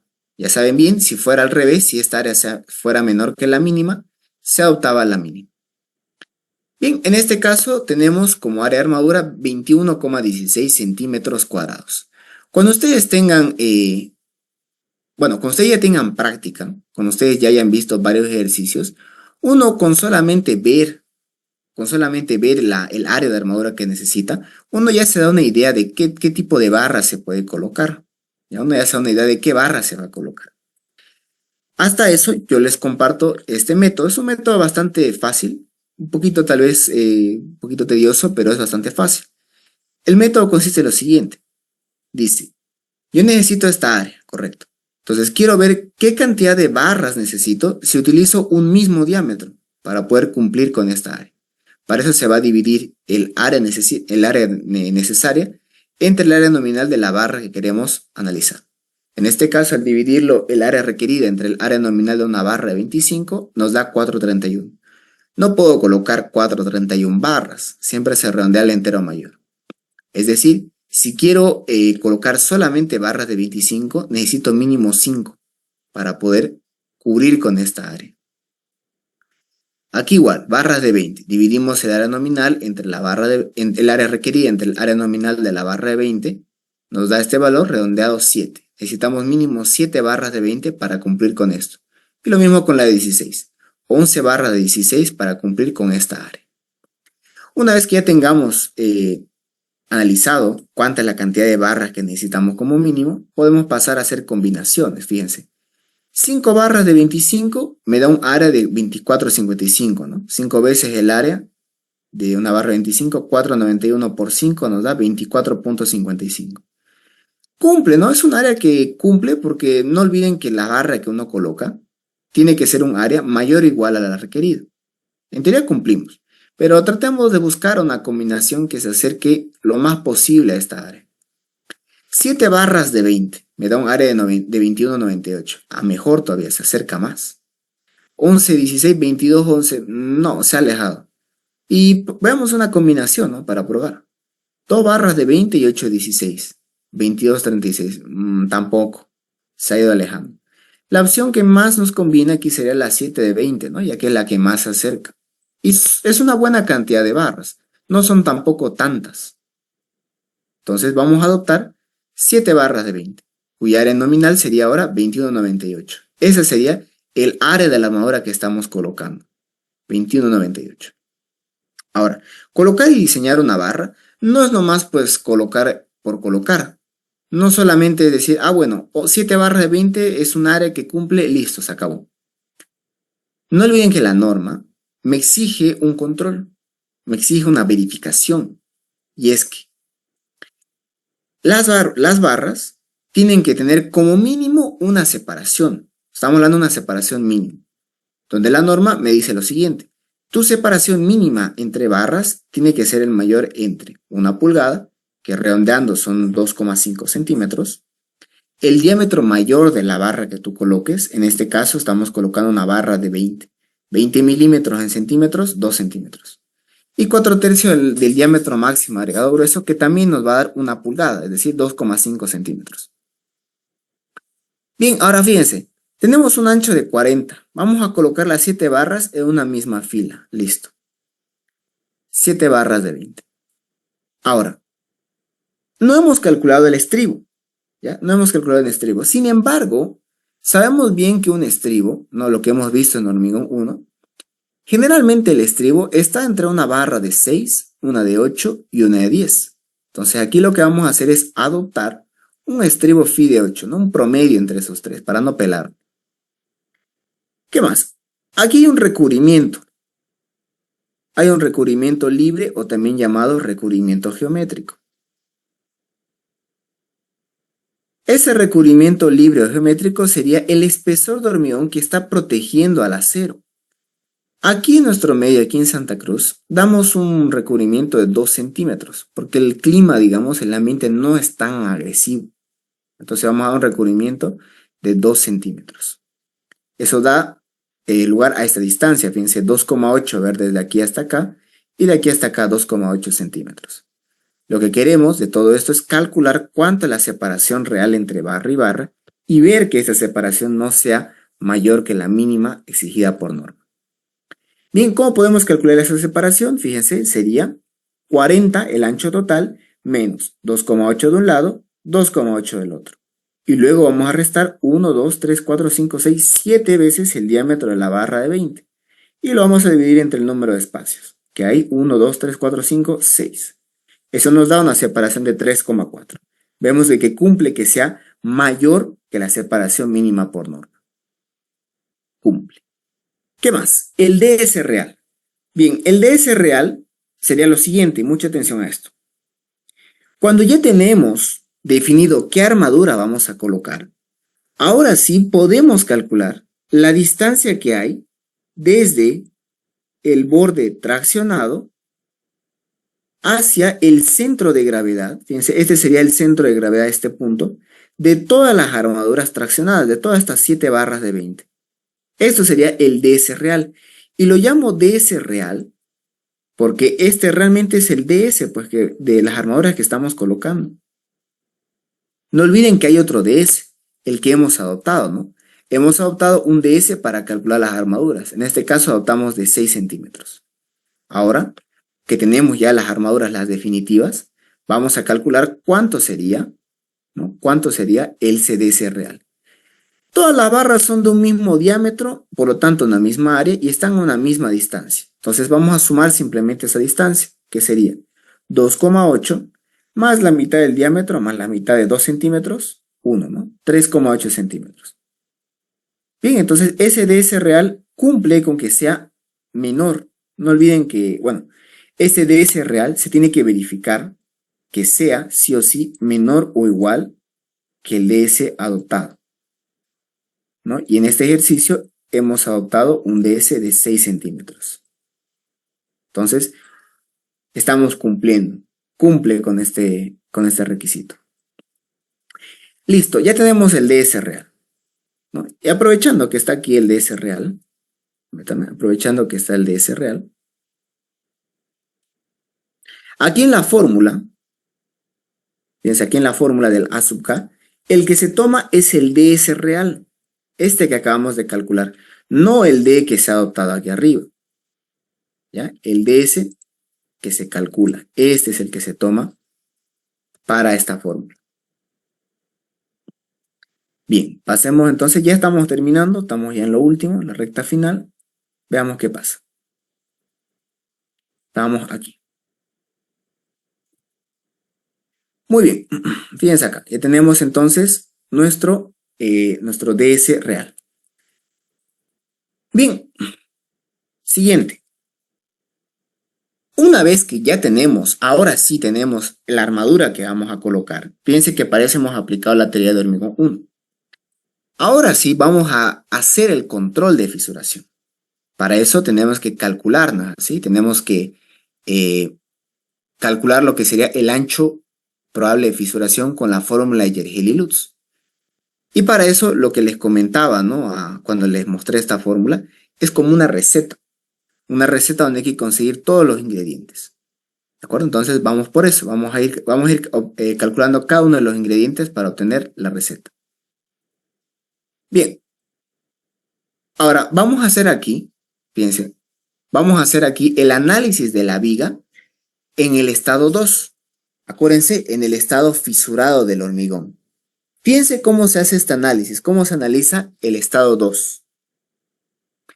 Habíamos dicho, cuando explicamos sobre los estados del hormigón, que existe un eje neutro de servicio, una línea imaginaria que nos divide la zona comprimida de la traccionada. En la zona comprimida, obviamente va a estar el hormigón, ¿no? Fíjense, hay un área de hormigón que resiste la zona comprimida. Y como toda área, va a tener un centro de gravedad.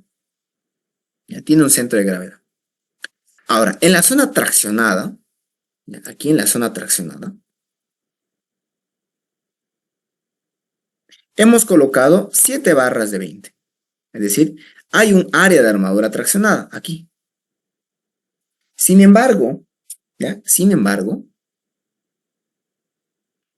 no podemos trabajar con materiales diferentes. Tiene que ser sí o sí un mismo material. Es por eso que esta área de acero lo vamos a homogenizar. Esto va a ser N por AS, ¿no? En teoría, eso es ya convertido a hormigón. En teoría, esto y esto, los dos son hormigón. Por lo tanto, es válido aplicar, ¿no?, todas las teorías que hemos visto en hormigón, en resistencia de materiales, y en isostática, porque los dos en teoría son el mismo material. Ahora sí. Bien, estas áreas, estas 7 barras de 20, le hemos calculado, ¿qué cosa? Le hemos calculado su DS real. Ahora, piense qué implica el hecho de que exista un DS real, ¿no? ¿En qué se traduce que exista esto? Anteriormente, el DS lo hemos adoptado, y con el DS adoptado calculamos una altura útil. Ahora que ya tenemos un DS real, podemos calcular una altura útil real, que es la que ven ustedes aquí. Esta de acá, una altura útil real. Ahora sí. Bien, calculémoslo. Sería la altura total menos el DS real. ¿Eso cuánto nos va a dar? La altura total de la viga, 60 menos 3,8, 56,2 centímetros. Aquí anotamos nuevamente cuánto es el área de armadura, la que estamos colocando. Acuérdense que hemos colocado, fíjense, 7 barras de 20, cuya área es 21,98. Ese es el AS, ahí lo estoy colocando. Bien, ¿qué más? El módulo de elasticidad del hormigón. Fíjense que necesitamos conocer el factor de homogenización. Y para obtener esto, pues necesitamos conocer el módulo de elasticidad del hormigón. Afortunadamente la ACI ya tiene una fórmula, ¿no?, la que habíamos comentado, 15.100 raíz cuadrada de FC'. FC' es dato, así que al reemplazarlo tenemos ya el módulo de elasticidad del hormigón y con eso tenemos el factor de homogenización N, que en este caso va a ser 9,597. Entonces, si multiplicamos, fíjense, si multiplicamos N por AS ya estaría homogenizado esta parte. Ahora las dos son en teoría de hormigón. Aprovechando que aquí está el gráfico, fíjense, vamos a ver la distancia Y. ¿Se acuerdan que hace un rato igual les mostré, ¿no?, en un dibujo genérico cuál es la distancia Y? Aquí podemos apreciarla mejor. Esta sería la distancia Y, que como pueden ver sería igual a la altura útil real menos la distancia X. Lo estoy dejando aquí como una función, fíjense, 56 menos 2 menos X, porque aún no conocemos X. X es una incógnita. ¿Ya? Hay que calcular cuánto es esta distancia X. Y fíjense, ¿cómo se calcula esto? Es bastante sencillo. Para calcular la distancia X, se tiene que hacer la igualación de los momentos estáticos. Puede que tal vez se hayan olvidado, ¿no?, que era momento estático. Es una propiedad de los materiales, bueno, es una propiedad de las secciones que se veía en isostática 1. Es bastante fácil, fíjense, se lo voy a hacer con un dibujo bastante rápido para que recuerden qué es el momento estático. Supónganse que tenemos un área, una figura, una figura cualquiera, sea cual sea la figura. Sabemos que sea cual sea la figura, tiene un centro de gravedad y también tiene un área, ¿no? Ahora, coloquemos un eje cualquiera. En este caso voy a dibujar un eje Z, un eje genérico Z. Fíjense de que ese eje genérico Z, puedo yo calcular una distancia hacia el centro de gravedad. Pero hay varias distancias, ¿no? La que vamos a tomar va a ser una distancia perpendicular. Fíjense, una distancia perpendicular al eje Z que va hacia el centro de gravedad del área genérica. Entonces, aquí tenemos una distancia y tenemos un área. El momento estático, en este caso respecto al eje Z, no es más que multiplicar el área de la figura por esa distancia perpendicular al eje que va hacia el centro de gravedad. Esto sería el momento estático. ¿De acuerdo? Entonces, lo que vamos a hacer aquí es igualar el momento estático de la zona comprimida con el de la zona traccionada. Y fíjense que es bastante sencillo. Primero, vamos a calcular el área. El área de la zona comprimida es todo este rectángulo. Un rectángulo de base 40 por altura X. Por la distancia D. La distancia D sería la que va desde el centro de gravedad hacia el eje de referencia, en este caso, el eje neutro en estado de servicio. Esta sería nuestra distancia D. Ustedes ven que esa distancia, ¿a qué sería igual? Sería igual a X medio, ¿no? Porque sabemos que el centro de gravedad de un rectángulo está a la mitad de la base y la mitad de la altura. Entonces aquí la distancia sería X medio. Listo, esa sería entonces la distancia, ¿no? Esta sería nuestra distancia, X medio, para la zona comprimida. Ahora vamos con la zona traccionada. Vemos que el área de la zona traccionada es N por AS. No olviden que estamos aquí trabajando con secciones homogenizadas. N por AS. Y la distancia que hay desde aquí, desde la armadura hacia el eje neutro, es la distancia Y. Por lo tanto, aquí queda N por S, AS por AY, ¿no? O nazi. Ahí, fíjense, N por AS por Y. Y sabemos que vale, fíjense aquí lo hemos obtenido, es una función, ¿no? 56,2 menos X. Eso hay que reemplazar. Aquí, 56 menos 2 por X. 20 sobre 2, 40 sobre 2, 20. X por X, X al cuadrado. N por AS, fíjense aquí estamos calculando N 9,597 y AS 21,98. Ahí nos da la siguiente área. Entonces fíjense que aquí tenemos una ecuación cuadrática. Pueden ustedes, si quieren, meterlo directo a la calculadora o pueden usar fórmula cuadrática, pero les aconsejo que más lo metan a la calculadora y directo nos arroje cuánto había sido X. Fíjense que en este caso X había sido 19,637 centímetros. Esa sería la distancia de X. Listo, ya tenemos uno de los valores. De hecho, le digo de que esta distancia X, esto es lo más, bueno, no digo que es lo más complicado, pero sí, digamos, es algo que uno tiene que tener cuidado, especialmente en esta parte, ¿ya? A la hora de calcular la distancia X. ¿Ya? Hay que tener siempre mucho cuidado al calcular esto. Bien, conocemos X, por lo tanto, puedo calcular ahora sí cuánto había sido Y.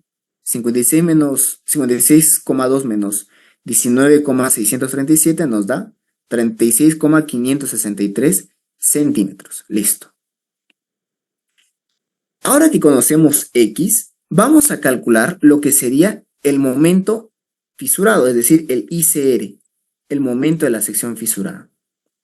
Ahora, para calcular el ICR necesitamos ver cuánto de inercia nos aporta el hormigón y cuánto de inercia nos aporta el acero. No hay, fíjense, lamentablemente no hay una fórmula en la que directo obtengamos cuánto me da la inercia de esta figura más esta de aquí. Hay que aplicar sí o sí el teorema de Steiner, ¿no? Aquí vamos a aplicar el teorema, vamos a aplicar acá el teorema de Steiner. Y fíjense, acá. Bien, haciendo un breve repaso, ¿qué es lo que nos decía Steiner? Su fórmula general decía lo siguiente, ¿no? Fíjense acá. Decía, el momento de inercia con respecto a un eje, sea cual sea, es igual al momento de inercia con respecto al centro de gravedad de la figura más el área de la figura por la distancia de separación que hay entre ambos ejes elevado al cuadrado. Eso es lo que decía la fórmula general de Steiner. Apliquémoslo entonces acá, fíjense. Vamos a llamarle una figura 1, aquí al hormigón. Entonces aquí va a ser inercia de la figura 1, sería igual a ¿qué cosa? Inercia de la figura con respecto a su centro de gravedad. Sabemos que la inercia de un rectángulo respecto a su centro de gravedad es base por altura al cubo sobre 12, siendo en este caso la base B la altura x al cubo sobre 12. Más el área de la figura, el área de este rectángulo sería B por x, por la distancia D. La distancia D es la distancia que hay desde el centro de gravedad hacia el eje donde estamos tomando inercia, ¿no? Al eje donde queremos calcular la inercia. Esta distancia sería x medio, ¿no? La distancia que hay de aquí hasta este eje. Entonces aquí va a ser x medio elevado al cuadrado. Si ustedes hacen este análisis, fíjense, si ustedes simplifican todo esto, se puede simplificar, ¿ya? Se puede simplificar aquí. B por x al cubo, aquí va a ser b por x al cubo, ¿no? Esto nos va a dar igual a b por x al cubo sobre 3. Listo. Entonces, la inercia que me aporta aquí el hormigón va a ser igual a b por x al cubo sobre 3. Listo. Ahora, ¿qué pasa con el acero? ¿No? Veamos qué sucede con el acero.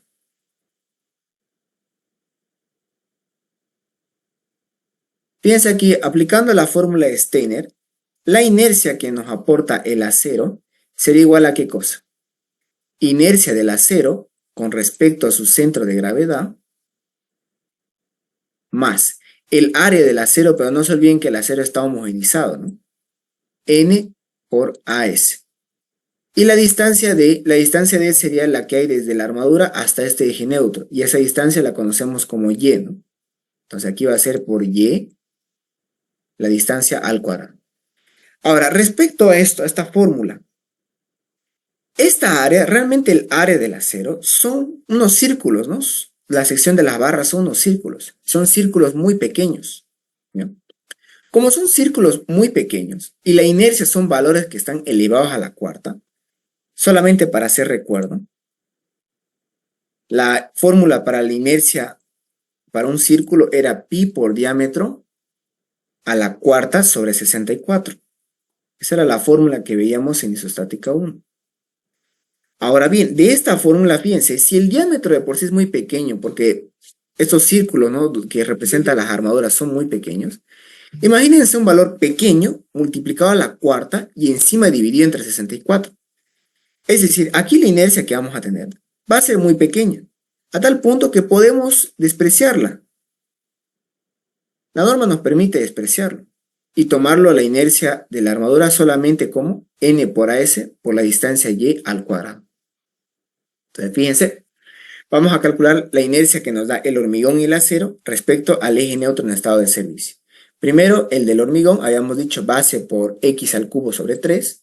Eso nos da una inercia igual a 100.963,444 centímetros a la cuarta.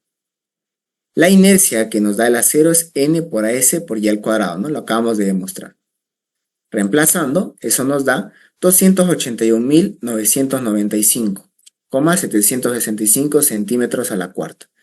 La suma de estos dos, fíjense, la suma del hormigón y el acero en el estado 2, en el estado fisurado, la suma de estos dos, nos va a dar lo que sería la inercia de la sección fisurada o ICR. Fíjense, la suma de estos dos nos da 382.959,209 centímetros a la cuarta. Esa va a ser entonces el ICR. Ya tenemos X e ICR, fíjense. Aquí. ¿Dónde está? Acá. Tenemos X, ICR, tenemos Y, el N también. DS ya está. B, o sea, ya está una buena parte, ¿no? Nos faltaría ahora calcular el MA. Lamentablemente el MA es, digámoslo así, el culpable por el cual estos ejercicios se hagan bastante largos. Así como quien dice, ¿no? Así de pecho se los digo. El MA lo que hace que el ejercicio se vuelva bastante largo. ¿Y qué es el MA? ¿En qué consiste el MA? Fíjense bien acá. El MA, o también llamado momento máximo de servicio, es volver a hacer el mismo análisis que hiciste aquí en el paso 2 cuando calculamos nuestro momento último, ¿ya? Con el estado de carga incluido, ¿no? Fíjense, este estado de carga de acá, con el cual hemos calculado el momento último, hay que volverlo a repetir este paso, hay que volverlo a hacer todo esto, pero la diferencia es que ahora las cargas no se mayoran. Se va a trabajar con las cargas reales. Fíjense acá. Se trabaja con las cargas reales. ¿Por qué? Acuérdense de esto. En el estado límite último, las cargas se mayoran y las resistencias se disminuyen. Por eso aquí cuando diseñamos la armadura, mayoramos las cargas y cuando calculamos los esfuerzos, fíjense, disminuimos la resistencia de los materiales con este factor phi. Pero ahora que estamos en estado límite de servicio, no podemos mayorar las cargas. Es por eso de que, fíjense, aquí se trabaja con las cargas reales, las cargas sin mayorar. ¿De acuerdo? Entonces, esta parte lo vamos a hacer rápido, no nos vamos a detener mucho. Es básicamente repetir el paso número 2, pero ahora con las cargas sin mayorar. Exactamente igual, calculamos reacciones, con las reacciones obtenemos los esfuerzos internos, ¿no? En este caso, fíjense, el momento máximo, cuando las cargas no están mayoradas, ese va a ser nuestro momento máximo de servicio, ese va a ser el MA. En otras palabras, es lo mismo, fíjense, es lo mismo que cuando hicimos el MU, ¿no? Cuando hemos obtenido nuestro momento último, pero ahora con las cargas sin mayorar, es lo mismo. Bien, y una vez que ya tenemos el MA, ya solamente es reemplazar, porque ya tenemos todos los ingredientes de esta receta. Fíjense, vamos a calcular el beta, ¿no? Haciendo la siguiente operación, 60 menos X, X ya lo conocemos, el D real también, ¿no? Habíamos dicho de que ahora que hay un DS real, eso significa que también va a haber un D real. Y la que se aplica, la que se toma en esta fórmula, es el D real. Bien, entonces acá reemplazamos. Fíjense, H60, X ya está, D real ya está, y todo esto nos da un factor beta de 1,104. Ahora, si ustedes revisan, si ustedes le dan una chequeada al libro de concreto reforzado de Jack McCormack, él da lo siguiente. Él dice que, por lo general, el beta vale 1,1 y que el F sub S, por lo general, es igual al 60% de tu FY. ¿Ya? ¿Por qué me da esta recomendación McCormack? Pasa de que fíjense que todo esto que estamos haciendo no hay manera de verificar. O sea, si nos equivocamos al reemplazar algún valor, no nos vamos a dar cuenta. ¿Ya? Es por eso que uno cuando analiza, ya cuando uno resuelve estos ejercicios, tienen que tener mucho cuidado con que están reemplazando los valores correctos en su calculadora. Porque un error, digamos, un error de typeo, un error de equivocarse en copiar algún dato, lo cambia todo. Entonces, es por eso que McCormack me da como que una guía, como que unas pautas para que me dé cuenta si estoy haciendo bien o estoy haciendo mal. El factor beta dice que es aproximadamente 1,1. Hay veces que le puede dar 1,098, 1,080 y algo, o 1,12, 1,13 por ahí, pero por lo general se aproxima mucho a este valor. Y en este caso, fíjense que nos dio casi cabalito, ¿no? 1,1. Siguiente valor, el F sub S. Reemplazamos todos los valores. El N, el factor de homogenización, el MA, el que teníamos aquí, ¿no? El que teníamos cuando no se mayoran las cargas. Está aquí el MA. Fíjense que el MA hay que tener cuidado que esté en kilo por centímetro, ¿ya? Mucho ojo con eso. El MA en kilo por centímetro, la distancia Y también lo tenemos, y la inercia de la sección fisurada también. Eso nos da, aquí fíjense, un F sub S de 2932,07. ¿Qué nos decía McCormack? Que nuestro F sub S van a ver que es aproximadamente, y aquí quiero corregir, no está bien que coloque igual a 0,6. Mejor lo coloco así. Van a ver que su F sub S es aproximadamente 0,6 de FY y que su beta es aproximadamente 1,1. Hagamos la prueba, ¿no? Verifiquemos si estamos en lo cierto. 0,6, nuestro FY era 5000. 0,6 por 5000 nos da entonces acá 3000. ¿No? Pueden ustedes verificar con su calculadora. 3000, fíjense, se aproxima, ¿no? 2932 a 3000, sí, se aproxima, ¿no? Diferente sería que aquí me da una tensión de 5000, 4000, 2200, hacia un valor muy lejano a 3000. Ahí ya debo asustarme. Ahí ya debo pensar, digamos, que tal vez en algún dato anteriormente nos habremos equivocado. ¿Ya? Para eso nos sirven estas recomendaciones de Jack McCormack. Siguiente, el DC. Habíamos dicho que DC, ¿qué era el DC? Era la distancia que hay desde la armadura que está en la primera fila y la de mayor diámetro, ¿no? Su recubrimiento mecánico. Aquí fíjense de que las 7 barras, primero, son del mismo diámetro y segundo, están en una misma fila. Por lo tanto, todas estas las puedo agarrar, cualquiera de estas las puedo agarrar para tomar mi DC. El DC sería la distancia desde el borde traccionado hacia el centro de gravedad de la barra que está en la primera fila y que es la más robusta, ¿no? Todas están en una primera fila y todas son del mismo diámetro. Sí, así que puedo agarrar cualquiera de estas. Mi DC entonces sería 2,8 más la mitad del diámetro de 20, más la mitad de 2 centímetros, perdón, 3,8. Listo. Entonces sería 2,8, sumo estos dos, más la mitad de 2, nos da 3,8 en total como DC. Bien, ya estamos terminando, fíjense, el A sub K. El A sub K es 2 veces el DS real. En este caso, nuestro DS real nos había dado 3,8, ¿no? Es el DS real 3,8. La base de la viga es 40. Aquí. Y el número de barras, en este caso tenemos 7 barras. Por lo tanto, aquí va a ser 7. Y fíjense que el área de una barra, el área de hormigón que protege una barra, había sido de 43,429 centímetros al cuadrado. Ahora sí, tenemos por fin todos los valores. Así que solamente queda reemplazar en la fórmula de Yergel-Luz. Reemplazamos y fíjense que con el diseño, con las 7 barras de 20 que hemos colocado, la deformación máxima, perdón, la fisuración, el ancho de fisura máximo que va a tener, ¿no? Que va a tener esta viga en el tramo AB, va a ser de 0,20 milímetros. Y como estamos en Santa Cruz, ¿cuánto habíamos dicho que era el valor límite?